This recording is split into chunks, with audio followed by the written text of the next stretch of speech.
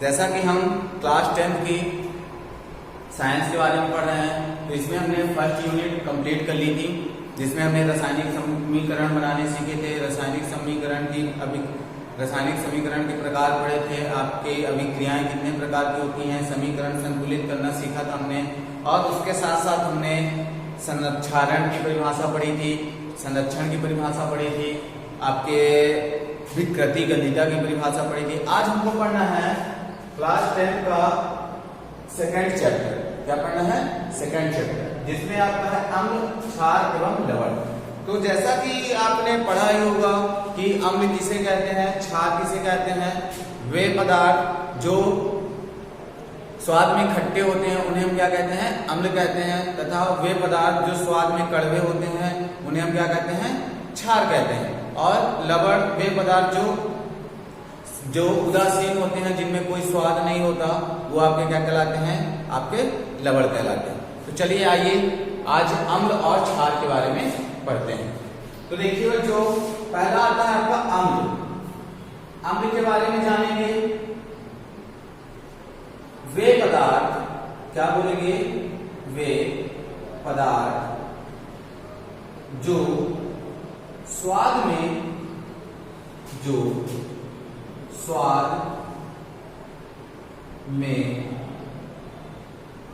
खट्टे तथा नीले लिटमस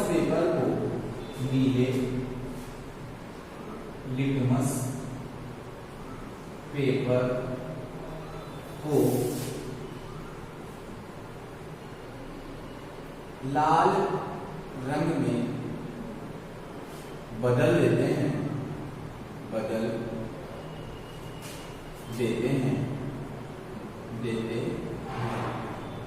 उन्हें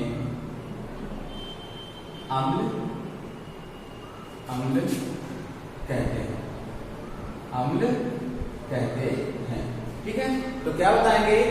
वे पदार्थ जो स्वाद में कैसे हो, खट्टे हो तथा नीले लिटमस पेपर को क्या करते हैं? लाल रंग में बदल देते हैं, उन्हें हम क्या कहते हैं? अम्ल कहते हैं। क्या इसकी दूसरी परिभाषा और बता सकते हैं रासायनिक आधार पर कि वे पदार्थ जिन्हें जल में घोलने पर हाइड्रोजन आयन देते हैं, उसे हम क्या कहते हैं? अम्ल कहते हैं। तो देखो, इसमें अथवा करके ये भी परिभाषा बता सकते हो। वे पदार्थ जो जल में घुलकर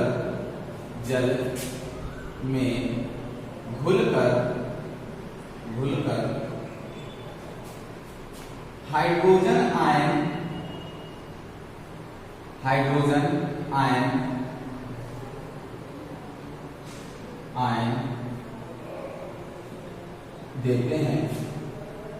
देते हैं या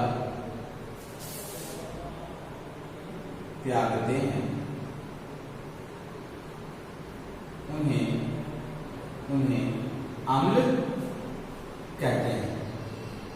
ठीक है, तो ये बता सकते हैं कि ऐसे वे पदार्थ जो जल में घुलकर क्या देते हैं? H आयन देते हैं, उन्हें हम क्या कहते हैं? अम्ल कहते हैं। उदाहरण के लिए, जैसे आपने बहुत सारे अम्ल पढ़े होंगे, बहुत सारी खट्टी चीजें खाई होंगी आपने। जैसे आपने आम खाया है, आम खाने का आपने नींबू खाया है। ठीक है, तो इनमें कौन कौन से एसिड होते हैं? तो जैसे आपने आम खाया, तो आम में आपका कौन सा एसिड होता है? आपका एसिटिक एसिड होता है। तो देखिए, एग्जांपल देखते हैं, उदाहरण। एग्जांपल क्या बताएंगे? Acetic acid CH3 single bond COOH, ये क्या कहलाएगा आपका? Acetic acid. ठीक, ये क्या कहलाएगा आपका? Acetic acid. या दूसरा और देखें, ये क्या कहलाएगा आपका? एसिटिक अम्ल। दूसरा क्या बोलोगे? जैसे HCl हाइड्रोक्लोरिक अम्ल, आपने H2SO4, ये सब क्या कहलाएंगे? आपके अम्ल कहेंगे। नाइट्रिक अम्ल, HNO3 नाइट्रस अम्ल, HNO2, ये क्या कहलाएंगे? आपके अम्ल कहलाएंगे, जिन्हें जल में घोलने पर ये क्या करेंगे? हाइड्रोजन आयन त्यागते हैं, वो क्या कहलाते हैं? आपके अम्ल कहलाते हैं। तो ये आपकी क्या हो गई? अम्ल की परिभाषा हो गई। अब इसके अगर हम गुणों के बारे में पढ़ें तो उससे पहले हम क्षार की भी परिभाषा जान लेते हैं। इसकी क्षार की परिभाषा, तो क्षार की परिभाषा क्या बताओगे? क्षारीय पदार्थ या क्षारक वे पदार्थ जो स्वाद में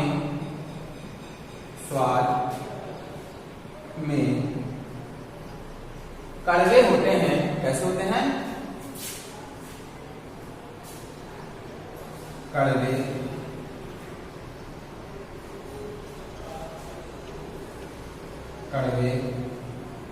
होते हैं तथा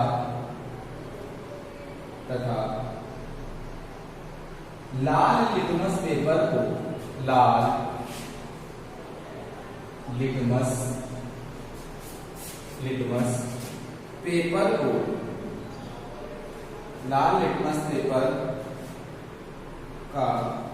को नीले रंग में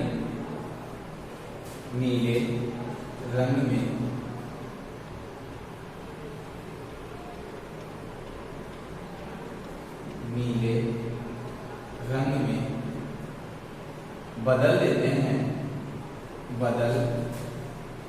हैं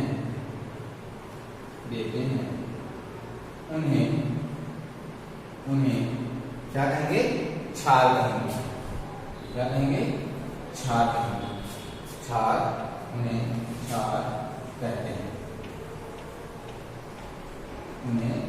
क्षार कहते हैं। और इसकी दूसरी परिभाषा क्या बताओगे? अथवा में, जैसे अगर हम ये रासायनिक परिभाषा कहलाएगी, रासायनिक रूप से जैसे बताएं तो वे पदार्थ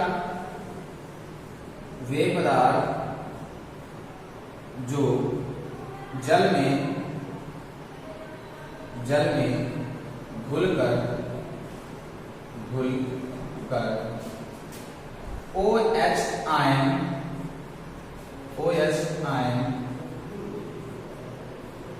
प्रदान करते हैं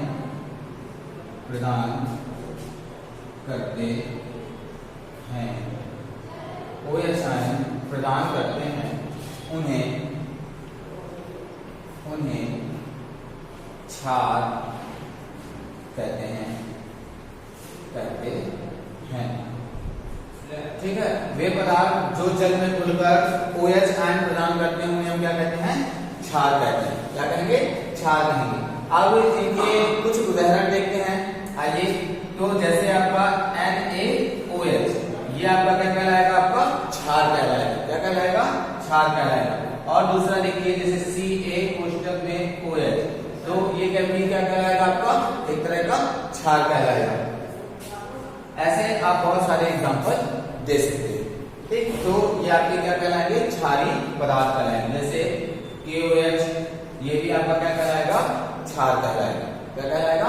क्षार। ठीक, तो ये आपके अम्ल और क्षार की परिभाषा हो गई। तो इतना बन जाएगा। अब आइए आगे देखते हैं कि लवण किसे कहते हैं। क्योंकि हमने अम्ल की परिभाषा पढ़ ली, ऐसे पदार्थ जो स्वाद में खट्टे होते हैं तथा नीले लिटमस पेपर को क्या कर देते हैं? लाल रंग में परिवर्तित कर देते हैं, उसे हम क्या कहते हैं? अम्ल कहते हैं। क्षारक हमने पढ़ा, वे पदार्थ जो जल में घुलकर OH आयन प्रदान करते हैं उन्हें हम क्या कहते हैं? आपके क्षार कहते हैं। ठीक है, एग्जाम्पल हमने पढ़ लिए। अब देखते हैं हम लवण किसे कहेंगे। लवण की परिभाषा देखिए। लवण की परिभाषा बताएंगे, लवण अर्थात अम्ल और क्षार की क्रिया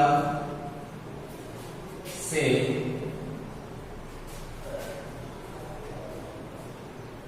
बनने वाले पदार्थ को लवण कहते हैं। तथा लवण कहते हैं और जल भी बनता है। क्या बनता है? आपका जल, जिसका लवण कहते हैं जिसका पीएच मान 7 होता है। यह उदासीन अम्ल कहलाता है। यह उदासीन यौगिक कहलाता है। ठीक, तो क्या बताएंगे? अम्ल और क्षार की क्रिया से बनने वाले पदार्थों को हम क्या कहते हैं? लवण कहते हैं। जिसका पीएच मान 7 होता है यह उदासीन यौगिक कहलाता है। जैसे एग्जांपल देखिए, जैसे हमने अम्ल पढ़े, अम्ल में हमने क्या क्या पढ़ा? जैसे हमने पढ़ा HCl, ये आपने अम्ल पढ़ा। ये कौन सा है? आपका हाइड्रोक्लोरिक एसिड।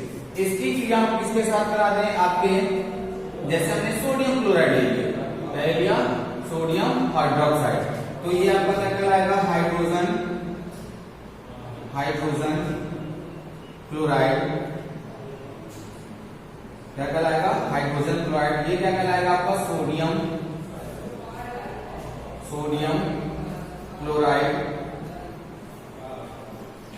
ठीक, तो सोडियम क्लोराइड। अब इसकी जब हम क्रिया कराएंगे तो क्या क्या बनेगा? देखिए, ये आपका मॉलिक्यूल सोडियम किससे जाके जुड़ेगा?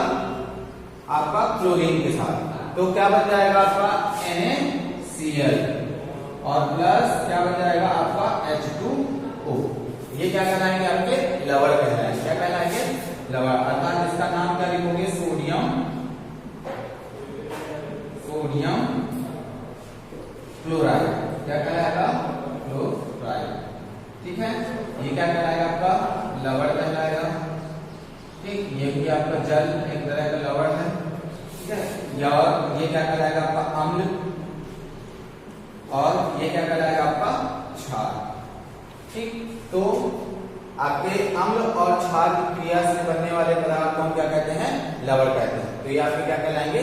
लवण कहलाएंगे। कुछ और एग्जांपल देखिए, जैसे हमने मान लिया यहां पर H2SO4 ले लिया। क्या ले लिए? H2SO4 और प्लस हमने यहां पर सोडियम हाइड्रोक्साइड ले लिया, NaOH। ठीक, तो हमने समीकरण बैलेंस करना सीखा था। तो समीकरण बैलेंस करना है तो हमने पढ़ा है कि जब इसकी बैलेंस कितनी है? 2 है, तो यहां पर हमको 2 लगाना पड़ेगा। तो यहां पर क्रिया कराओगे तो यहां पर क्या बनेगा? देखिए, आपका Na2SO4, ये क्या कहलाएगा? आपका लवण कहलाएगा। क्या कहलाएगा? लवण। और प्लस क्या बन जाएगा? आपका H2O, तो 2H2। तो देखो यहाँ पर कितने आपके 2 ऑक्सीजन, 2 हाइड्रोजन और 2 हाइड्रोजन, यहाँ पे 4 हाइड्रोजन हो गए। तो ये 4 हाइड्रोजन यहाँ गए, 2 दूनी 4 और 2 आपके ऑक्सीजन। तो ये क्या कहलाएगा? आपका लवण कहलाएगा। क्या कहलाएगा? लवण। ये क्या कहलाएगा? आपका अम्ल, और ये क्या कहलाएगा? आपका क्षार। तो ये आपकी परिभाषा बन जाएगी। भौतिक रासायनिक में दोनों गुणों के बारे में पढ़ लिया कि आपके अम्ल की परिभाषा, क्षार की परिभाषा और लवण की परिभाषा। ये दोनों आप परिभाषाएं बता सकते हैं कि अम्ल किसे कहते हैं, क्षार किसे कहते हैं। क्षार के साथ आप लवण की परिभाषा क्या बताएंगे तो ये आप बता सकते हैं। तो बन जाएगा इतना। अब उसके आगे हम पढ़ेंगे इनके रासायनिक गुण और भौतिक गुण। तो किसके बारे में पढ़ेंगे आप? इनके रासायनिक और भौतिक गुणों के बारे में पढ़ेंगे। अम्ल के भौतिक गुण। तो जैसा कि हमने पढ़ा है कि अम्ल स्वाद में कैसे होते हैं? खट्टे होते हैं। ठीक, तो क्या बताओगे? अम्ल, पहला नंबर अम्ल के भौतिक गुण। तो पहला क्या बताओगे? यह स्वाद में खट्टे होते हैं। स्वाद में खट्टे होते हैं। दूसरा क्या बताएंगे? यह धनात्मक होते हैं। यह धनात्मक होते हैं। धनात्मक होते हैं। धनात्मक होते हैं। तीसरा क्या लिखोगे, यह जल में घुलनशील होते हैं, घुलनशील होते हैं। चौथा क्या बताओगे, यह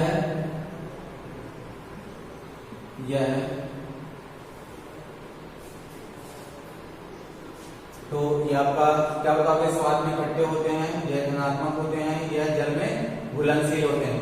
यह प्रबल व दुर्बल दोनों तरह के होते हैं। क्या है, प्रबल व दुर्बल दोनों प्रकार के होते हैं, दोनों प्रकार के होते हैं। ठीक है। अब देखिए अम्ल के रासायनिक गुण, अम्ल के रासायनिक गुण, रासायनिक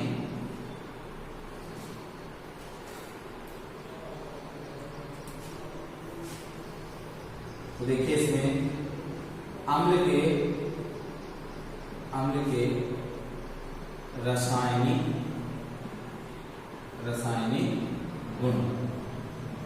तो अम्ल के रासायनिक गुण क्या क्या बताएंगे, तो ये क्या करते हैं, जल में घुलकर, क्या बताओगे, पहला रासायनिक गुण यह है, जल में घुलकर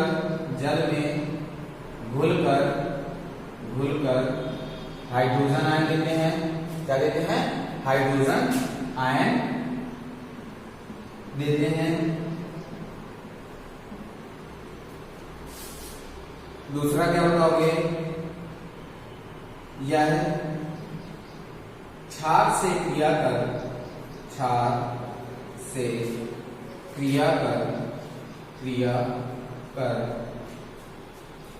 लवण व जल बनाते हैं, लवण व जल बनाते हैं,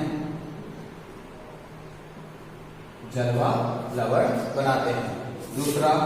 तीसरा क्या बताएंगे, यह धातुओं से क्रिया कर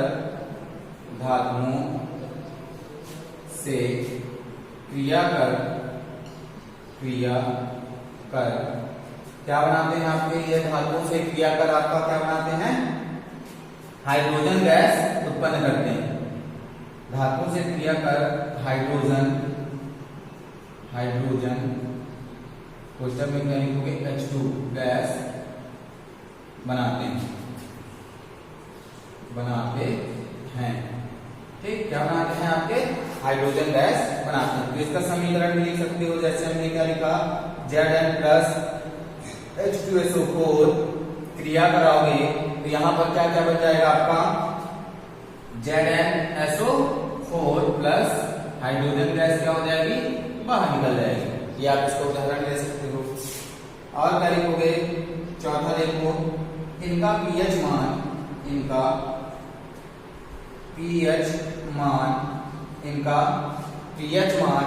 कितना होता है आपका, 1 से लेके +1 से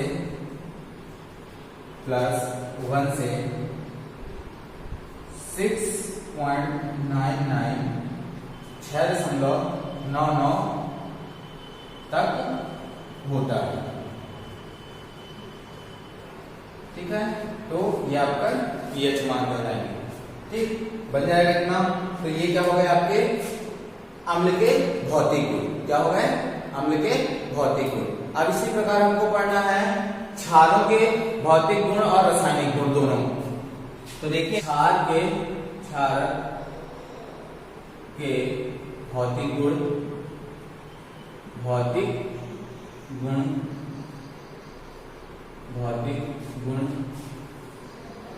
तो देखिए इसमें क्षार के भौतिक गुणों के बारे में पढ़ना है।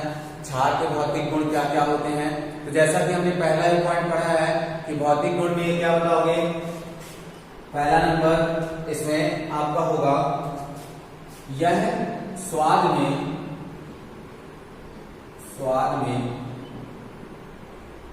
कड़वे होते हैं दूसरा क्या बताओगे, यह लाल लिटमस पेपर को नीला कर देते हैं। यह लाल लिटमस पेपर को नीला कर देते हैं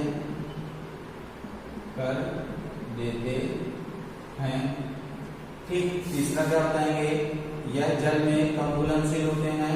यह जल में कम घुलनशील होते हैं,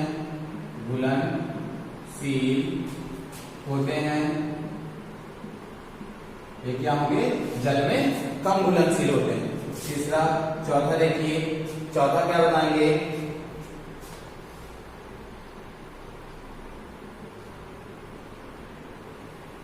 यह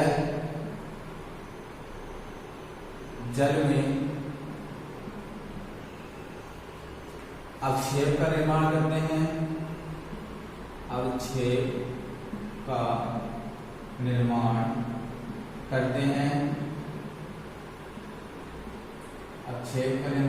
हैं, और पांचवा देखिए, उदाहरण लिख सकते हैं आप, जैसे उदाहरण क्या लिखेंगे, NaOH, KCl,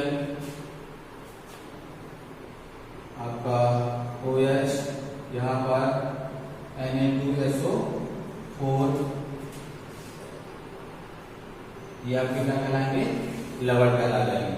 ठीक है, और लिख सकते हो CuSO4, कॉपर सल्फेट, ये इसके उदाहरण। अब इसके देखो क्षारक के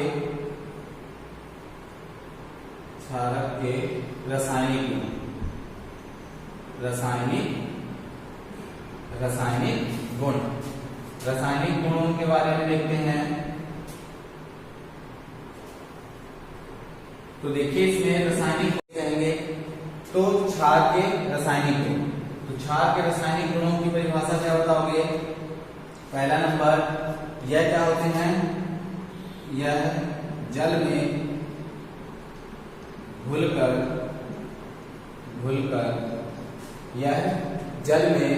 घुलकर आपका क्या बनाते हैं, OH आयन प्रदान करते हैं, OH आयन देते हैं। दूसरा क्या लिखेंगे, यह धातुओं से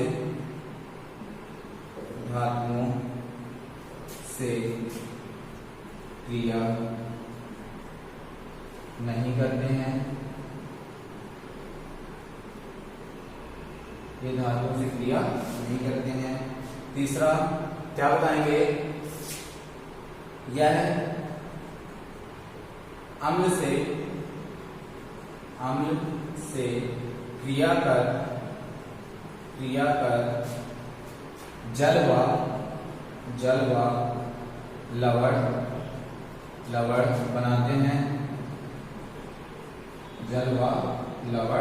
बनाते हैं। चौथा क्या बताएंगे, देखिए इसमें जैसे समीकरण भी लिख सकते हैं आप, जैसे आपका क्या है, NaOH प्लस H2SO4 क्रिया कराई हमने, यहाँ पर क्या बनेगा, Na2SO4 प्लस H2O। ठीक, ये आपका क्या हो जाएगा, इसके क्षार के रासायनिक गुण हो जाएंगे। ठीक, इतना बन जाएगा बच्चों। अब इसके आगे हम लवण के बारे में पढ़ेंगे, उसके पहले हम जानते हैं पीएच के बारे में। पीएच क्या कहलाता है, ये पीएच स्केल कहलाती है। क्या कहलाती है, पीएच स्केल। इसकी खोज सर्वप्रथम 1900 ईस्वी में सोरेनसन ने की थी। किसने की थी, सोरेनसन ने की थी। तो इसके बारे में हम नेक्स्ट वीडियो में पढ़ेंगे। आप अभी तक इतना फिलहाल कंप्लीट कीजिए, और जो चीज जहां ना समझ में आई हो, जो समीकरण ना समझ में आया हो, आप इनके उदाहरण बता सकते हो। ठीक है, और आपको जहां भी कोई प्रॉब्लम हो तो नीचे कमेंट बॉक्स में आप लिख सकते हैं, लिख करके पूछ सकते हैं, या हमारे व्हाट्सएप नंबर पर भी आप मैसेज करके वो चीजें पूछ सकते हैं। जहां तक हो सकेगा आपको उसका सलूशन दिया जाएगा। तो और आप लोग वीडियो को लाइक कर दिया करिए, हो सके तो शेयर कर दिया करिए, ठीक है। जितना आप लाइक करेंगे उतना ही हमको अच्छा लगेगा, हमारा कॉन्फिडेंस लेवल बढ़ेगा, ठीक है। Thank you.